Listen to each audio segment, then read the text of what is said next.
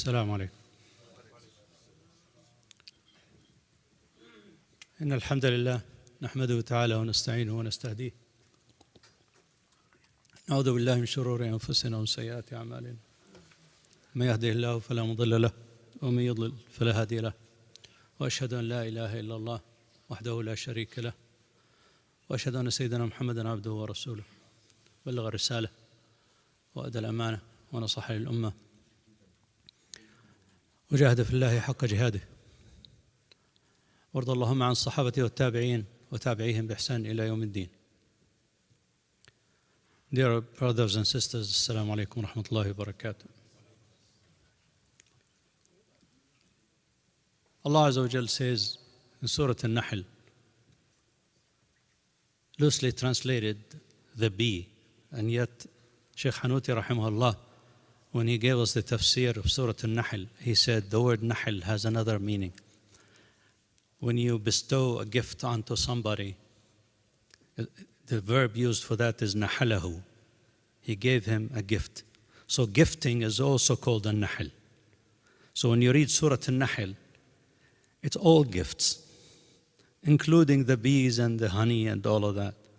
So the narrow meaning of Surah An-Nahl has to do with bees.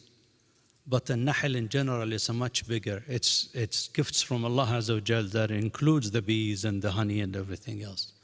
So that's just a sidebar. In Surah An-Nahl, there is an interesting ayah. أعوذ بالله من الشيطان الرجيم.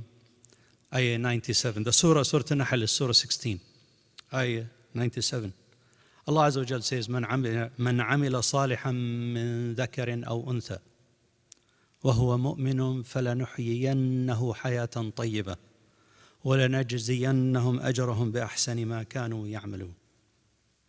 This ayah talks about happiness, happy life. And we hear people talk a lot about happiness.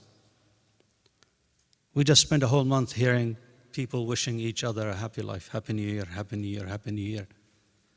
And wallahi, I wish I could stop somebody and say, what does that mean? And I would be really interested to hear what people have to say. What is their concept or conception of happiness? But that's another topic and another issue. What's most important is, what does the Quran tell us about happiness?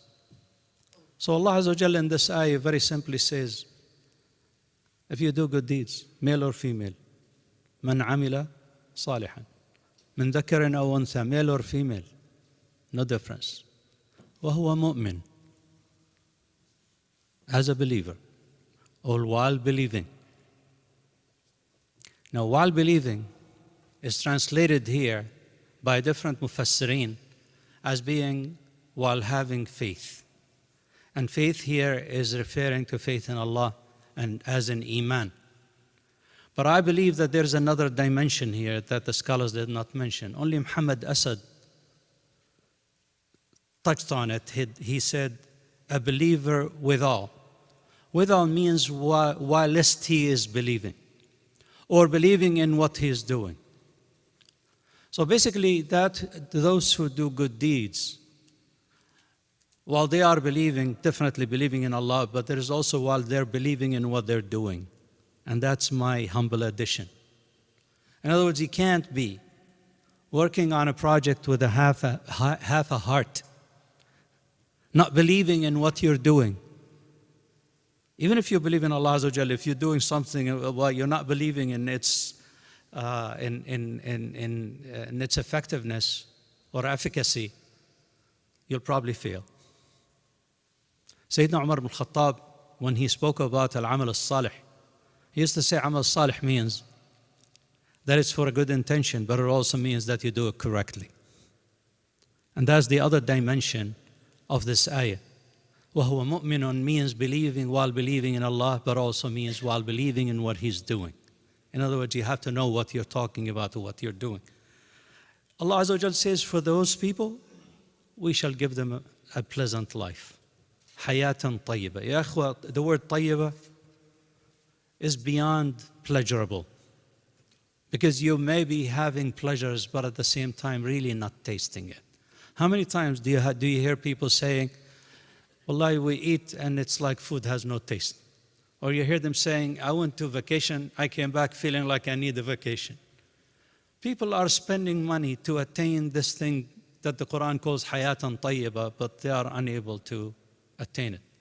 And that's another topic, but I just wanted to explain that when Allah says hayatan tayyibah, it's beyond pleasure. It's beyond pleasant feelings. It is a satisfaction, a feeling of satisfaction that is hard to describe. Because sometimes you do something and you feel in your heart that you did a good job. And then Allah says, وَلَنَجْزِيَنَّهُمْ أَجْرَهُمْ بِأَحْسَنِ مَا كَانُوا يَعْمَلُونَ. They will get their reward. Now here it could be the reward in the akhirah, but also could be the reward in the dunya, because what is a better feeling than to do something and feel that it was accomplished correctly? Why do I bring up this subject? Because there's another ayah in the Quran that really explains how most people feel most of the time. And that ayah is in the beginning of Surah Al-Balad. Balad translated the city. It's a small surah in the 30th chapter where Allah Azza wa Jal says, أعوذ بالله من الشيطان الرجيم لا أقسم بهذا البلد وأنت حل بهذا البلد ووالد وما ولد لقد خلقنا الإنسان في كبد. Allah Azza wa Jal swears and He calls to witness the balad, the city in which the Prophet was sallallahu alaihi wasallam. ووالد وما ولد, calls to witness parents and children. In other words, everyone. And Allah Azza wa Jal says, لقد, verily we created man in hardship. Hardship, ya akhwa, is part of our creation, is part of our existence. Allah Azza wa Jal says that. I heard somebody say once, man is either going into crisis or coming out of crisis. Subhanallah. And it's not hard to see that. Just look around. As I'm speaking to you, within the last 24 hours, we've seen more than 500,000 of our brothers and sisters in northern Syria on the move again. Entire families wiped out. Wallahi, one brother that I know, a doctor, a heart surgeon from here, from Florida, he happens to be there, and I'm in contact with him. He sent me a video that I believe he shot it himself, of a man that was asked, a young man, he's in his 30s, where's your family? And he says, they're all under the rubble. His wife, his children. And then in the clip, a little bit later on, they show you him carrying his children, his 2 daughters, his son, right there in front of him, lining them up. He says, I was trying to take them to a place where they could be safe. Allah took them to His safety. More than 500,000 people are on the run. No shelter, no tents, no food. The international agencies are unable to cope. So while that's happening, and by the way, this is a sidebar. If you think there's nothing I can do about that, you are wrong. And I'll prove to you in a second using the example of China. If you really, really want to help, $100 buys a tent and can give shelter to an entire family for $100. Wallahi, you can't have dinner for $100. If you and your wife went out to dinner, $100 is probably not enough. And yet it can put a shelter over somebody's head in the winter. This is not a fundraising, I'm just bringing, and you probably say, who would I give it to? I know the head of an organization called Mercy Without Limits, Brother Muhammad Nasser. I know him personally from Kansas City. He is right there right now on the Turkish border, buying tents and distributing tents. But as we say in Arabic, اتسع الخرق على الراقع. The hole is bigger than the garment. The hole is bigger than the garment. But it doesn't mean we can't do anything. And the proof, ya ikhwa, that we need to do something. And Allah Azza wa Jal will put the barakah. You just do your job and leave the rest to Allah Azza wa Jal. The past few months, we've been talking about another hardship, another situation. The situation of our brothers and sisters in the Uyghurs in China, who correctly, by the way, should be called the East Turkestan brothers, because, as I mentioned in the last khutbah, it was a Muslim country called East Turkestan that was occupied in 1947 by China. It was annexed and it was added to China. And they talk about it as if it's a Chinese province. It's really a Muslim country that was absorbed into China. Those people are in concentration camps. And we raised our hands and he said, Ya Allah. And they raised their hand and he said, Ya Allah, give us some relief. And some of us went around saying, boycott all these filthy Chinese products. Stop buying this garbage made in China. And sometimes it's hard. I wanted to buy my father a toaster. I went through 15 toasters at Walmart, couldn't find one that's not made in China. La hawla wa la quwwata illa billah. I needed to buy it. I had to. But I was obligated. But then you go buy socks and there is 20 made by China and then there's one from Vietnam or Cambodia or Egypt or Turkey. Buy that one even if you have to pay double. We were saying that. And people were saying, you mean to tell me you're going to make a dent in the Chinese economy by boycotting their garbage products? And I said, I may not make a dent, but Rabbil Alameen will, and he did. Their losses from the coronavirus that's caused by them eating bats and dogs and snakes and rats and mice, it's all on YouTube. And they eat them while they are alive. They don't even wait for them to die. Ya ikhwa, they are sitting there chopping meat from living animals and eating them.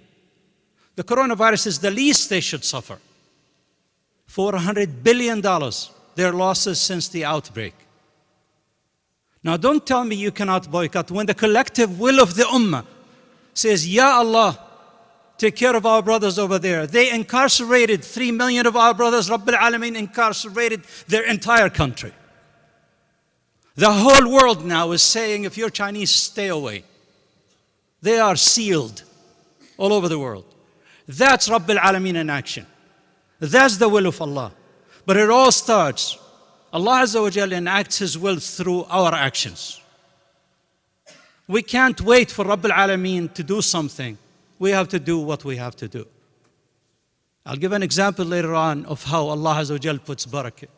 So this is basically part of the subject. Another part of the subject, I've been attending a lot of janazas lately of many of our younger brothers. There's too many coronaries, too many failing hearts. And I believe, ya ikhwa, there's something we can do about it. We can visit our kitchens and start modifying our cooking habits. Let's cut the ghee and the butter and the oil and the sugar and the salt.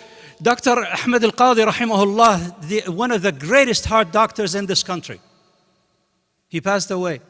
He used to talk about the 4 white poisons: refined sugar, salt, flour, all these things that did not exist in the 1800s, and there were no heart diseases in the 1800s.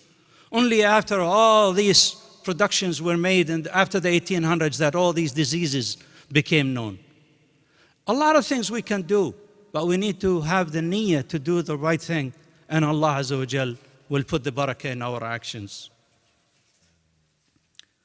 So what is the problem? The problem, ya akhwa, is that in most things that we do what I like to call, and my son and my nephew will attest to this, the entrepreneurial style of doing things. In other words, we do what feels comfortable, what feels easy, what comes naturally, what doesn't require any hard work or any planning or any willpower. That's what we do. We eat whatever is available. We do whatever is available. Instead of saying, this may clog my heart and may give me a heart attack in my 30s or in my 40s. Thank you very much, I'll eat something else. We eat whatever is available. It's very, very easy for us to also use an excuse of this would not make a difference. This excuse, I wish I can find a name for it, but the Quran gave it a name. Allah Azza wa Jal says in one ayah in the Quran, describing Al-Walid ibn Mughira, who listened to the Prophet ﷺ recite the Quran, and he fell in love with the Quran. So it touched his heart, he walked away. As he walked away, he balked. It's like he was hit with a rock, and he stopped. And of course, he went back to shirk, and we know the rest of the story.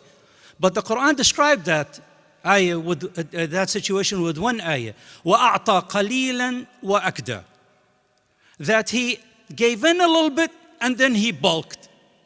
Many of us, this applies to many of us. We give a little, maybe $100 to Kashmir, And then we stop. What is $100 going to do for Kashmir? What is $200 going to do for Syria? Ya akhi, leave it to Rabbil Alameen. Don't you believe in this thing called barakah?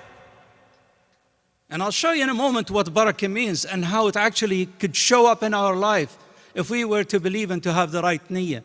Don't be like Al-Walid ibn al-Mughira, أعطى قليلا, gave a little bit and bulked. Why? Because shaitan came to him. Because the ayah after it talks about shaitan. استعاذة من الشيطان. So Allah Azza wa Jal, so what is the response? Ya akhwa, the response is we cannot live an entrepreneurial life, one that just follows whatever is easy, whatever is available, whatever comes naturally. We have to live a life on purpose. I actually put together a course that I've been teaching for 20 years on this topic, living life on purpose.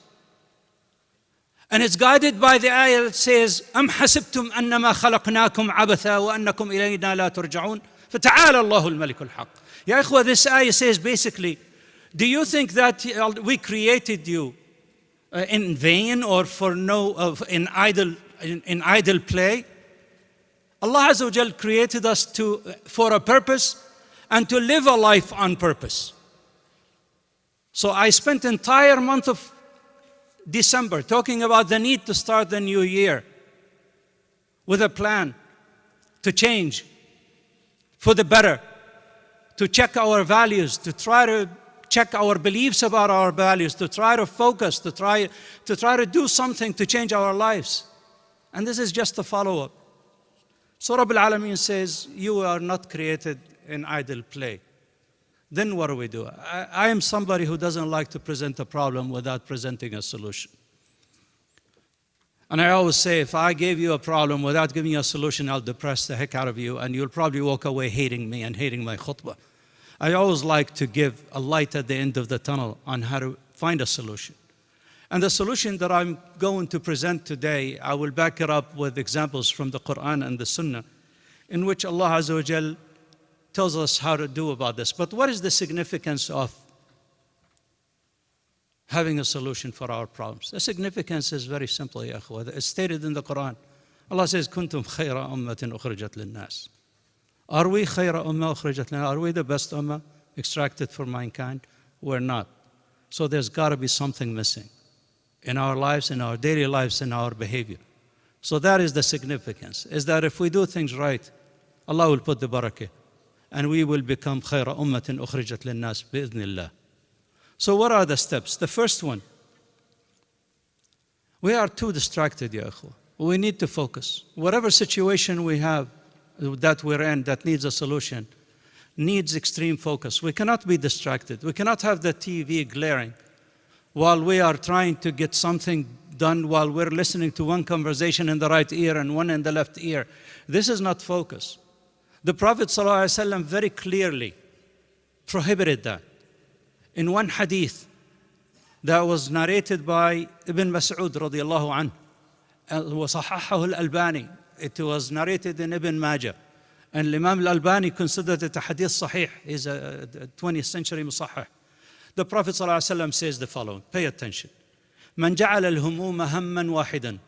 Anyone who reduces his worries. Ham is a major worry. من جعل الهموم همًا واحدًا هم آخرته كفاه الله هم الدنيا أو هم دنيا ومن تشعبت به همومه لا يبالي الله في أي واد هلك. Prophet ﷺ says, anyone who channels his worries into one worry.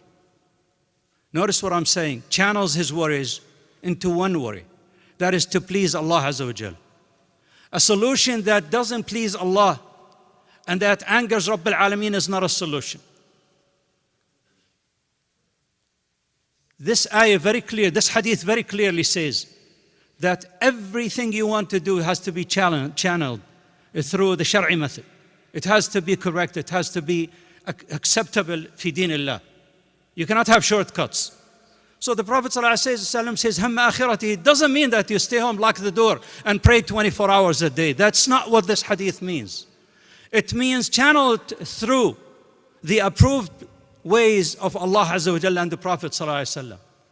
Only then you'll see the results you're looking for. That's the real ham. is how would I please Allah if I did this or that or the other thing. هم آخرته كفاه الله هموم الدنيا هم الدنيا ومن تشعبت. Notice the word تشعب means branched out. شعبة means branch. ومن تشعبت به همومه في أحوال الدنيا لم يبال الله في أي أوديتها لك. Allah could care less in what valley he perishes. He has no value in the eyes of Allah Azza wa Jal. So that's the first step, is to focus and to stop getting distracted. The second, ya ikhwa, we need to know that there's always options. There's always options. Don't get stuck on one way of doing things. Don't eat the same food because your mother, grandmother, and great-grandmother has been cooking the same exact way. I give an example that may make some Palestinians here laugh. But we Palestinians have this thing called maklube, which is a classic dish. There's another one called mansaf, but I'm talking about maklube here today. The maklube is made with fried stuff, fried cauliflower, fried eggplants, fried everything. But you have another option. And that's what I'm talking about. The other option is to bake the eggplants and the cauliflower. Now all of a sudden it's healthier, not healthy yet, because it's got rice and other things, but at least it's healthier. That's an option. There are people that are not willing to consider another option. To cut the ghee in the biryani and in the curried chicken and beef and everything else for our own health, for our own sick. Ya ikhwa, when you get sick, your entire family suffers. There are some people who want to be martyrs. It's like, yeah, I don't care if I die tomorrow, it's okay, I'm anxious to meet Allah Azza wa Jal. Really? But your family is not anxious for you to meet Allah Azza wa Jal yet, because they love you and they care about you. If you're suicidal and you want to die by coronary, by biryani, is this really what your family wants? Is this what Allah Azza wa Jal wants? Wants us to suicide slowly? And since we are on this topic of suicide, last week I was in Columbus, Ohio, and I was supposed to give a khutbah in the largest masjid, a masjid that cost $7 million. 2 khutbahs back to back. And in the last minute it was canceled. I was already there. I said, what happened? They said a young 19-year-old man died by suicide. So now the regular imam of the community, who is very well known there, had to give the khutbah to explain about mental health and so on and so forth. When I dug up a little bit into the story, Brother Muhammad Ali Mukandar is here. He knows his relatives live there and he can verify the story. When I dug up, I found out that it's a young man whose parents are pushing him through medical school and who was not doing good. And that's how he ended it. وَلَا حَوْلَ وَلَا قُوَّةَ إِلَّا بِاللَّهِ. Ya ikhwa, success is important, but success shouldn't have us lose our children. There's a limit to how much we can push our children. And some of them are here. I hope and pray to Allah Azza wa Jal to help them in their endeavors. But I also hope and pray that the parents will heed my advice and will go gently on their children. That's a heavy price to pay for a child to be a doctor. Anyway, so going back to the issue of options. We have options, ya ikhwa. And here's the example. Rasul sallallahu alayhi wa sallam in the Battle of Badr, he had an option what to do before the battle started. And the Sahaba told him, Ya Rasulullah, instead of camping here, let's camp there. And that made a difference. Prophet ﷺ looked at different options for where to camp and which one is more strategic than the other. A bigger example, which I'll explain later, is that digging the trench. Prophet ﷺ had a majlis shura. He sat down and all of the Sahaba, Al-Aws, Al-Khazraj, everybody was there. And Suhaib al-Rumi, and Salman al-Farisi. Nobody was excluded. And Salman radiallahu anhu said, Ya Rasulullah, we used to dig a ditch when we found ourselves in a tight spot like this. And you all know the rest of the story. You know the general story, but you don't know the details. I'll leave that to the end, inshallah. So there's many, many examples. And Aisha radiallahu anha explained that in one hadith. She said radiallahu anha, ما خير رسول الله صلى الله عليه وسلم بين أمرين إلا اختار أيسرهما. Anytime the Prophet was given a choice between different options, he chose the easiest choice. As long as there's no ithm in it, that there's no haram in it. ما لم يكن إثما. She said, as long as it's not ithm, is not forbidden or haram. فإن كان إثما كان أبعد الناس. يعني if it was the wrong way, he was the furthest away from it. صلى الله عليه وسلم. So in other words, the Prophet صلى الله عليه وسلم had choices. And he made sure to choose the most appropriate choice. Many times, we focus on a problem and then we get stuck on one way of solving it, not realizing that there is another way. Many years ago, I read a book called Q2, Quantum 2 or something, a small little tiny book that gives the example of people like that. It gives an example, Ajallakumullah, of a fly flying into a glass pane, not realizing that all that fly had to do is to turn in the other direction and there is vast space for her to fly. And yet that same fly keeps hitting the same glass pane until she drops dead. There are people that live their life like that, constantly hitting against the wall instead of realizing that there are options. And most of the times when you don't know that you have options, ask. Rasul Sallallahu Alaihi Wasallam said, the ayah actually in the Quran says, فَاسْأَلْ بِهِ خَبِيرًا. Seek consultation. Ask somebody who's got experience, somebody who knows, somebody who's been there. And that leads me to the third part of the solution, which is to find a model. The word model means an example of how it was done. Back to the example of Al-Khandaq. Who did the ditch? It was the Persians. It didn't matter that Persia was a Kafir country. It didn't matter that they were not Muslims. But they had wise ways of dealing with enemies. They had centuries of experience. And that was one model that the Prophet ﷺ was willing to listen to. But he didn't stop there. He also figured out the system that he needed to do to accomplish that. He did the calculation, sallallahu alayhi wasallam, with the Sahaba. He did the calculation. It was deemed that every 10 Sahaba were in charge of a ditch that is 40 yards long. But it was also, that same ditch was 15 to 30 feet wide, and it was 15 feet deep. There was a system. He didn't, sallallahu alayhi wasallam, stand there and say, Ya Allah, help us dig a ditch. He did the math, sallallahu alayhi wasallam. And Nabi al-Ummi, he figured it all out. And it was done in 2 weeks. It was done in 2 weeks. Pray to Allah to accept our efforts, inshallah. I'll finish the rest after the dua.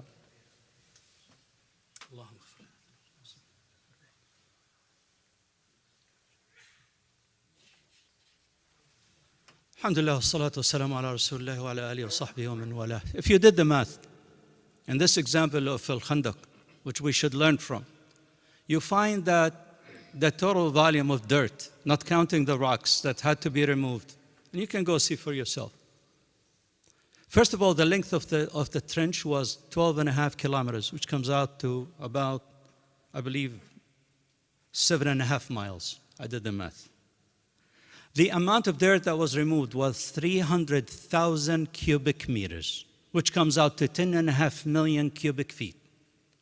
When you do the math, if the Sahaba, there were 3,000 Sahaba, if the 3,000 Sahaba worked around the clock, each one of them removing 200 cubic feet of dirt per day, the math doesn't work.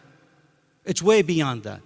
There's no way that the 3,000 Sahaba could have done it without the help of Rabbil Alameen. Without Muhammad sallallahu alaihi wasallam striking a rock and saying, Allahu Akbar, kharibat Khaybar, Allahu Akbar, futihat Roma, Allahu Akbar.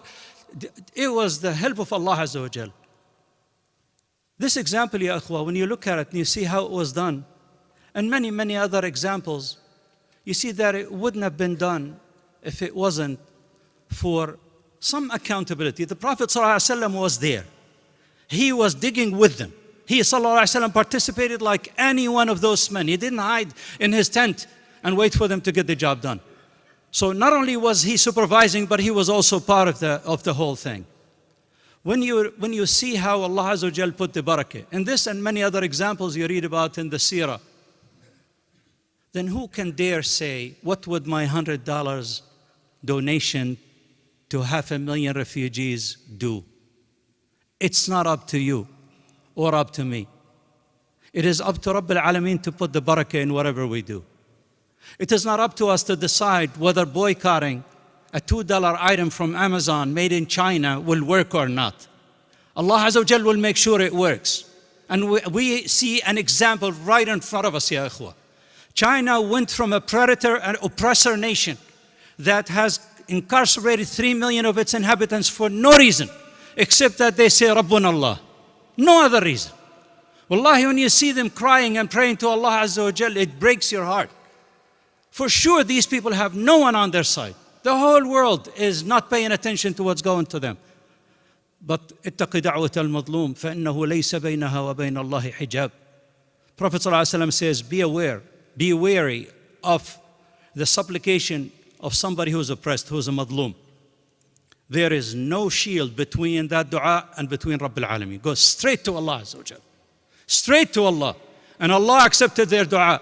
And now we see China struggling and suffering, and we don't see the end of it. 2,000 cases a day are being diagnosed. 2,000 a day. The whole world now is closing its borders on China. Now, instead of them imprisoning 3 million brothers, the 3 million brothers, through the act of Allah Azza wa Jal, are imprisoning the 2 billion Chinese. And may Allah Azza wa Jal punish them for what they did to our Muslim brothers even more. And may Allah Azza wa Jal save us from affliction, from the coronavirus, and from any other disease, inshallah. أقول قولي هذا وأستغفر الله لي ولكم فيا فوز المستغفرين. اللهم من أراد بالإسلام والمسلمين خيرا فوفقه إلى كل خير، ومن أراد بالإسلام والمسلمين سوءا فأخذه أخذ عزيز مقتدر. عباد الله، إن الله يأمر بالعدل والإحسان وإيتاء ذي القربى وينهى عن الفحشاء والمنكر والبغي يعظكم لعلكم تذكرون. اذكروا الله يذكركم واستغفروه يغفر لكم. والسلام عليكم ورحمة الله.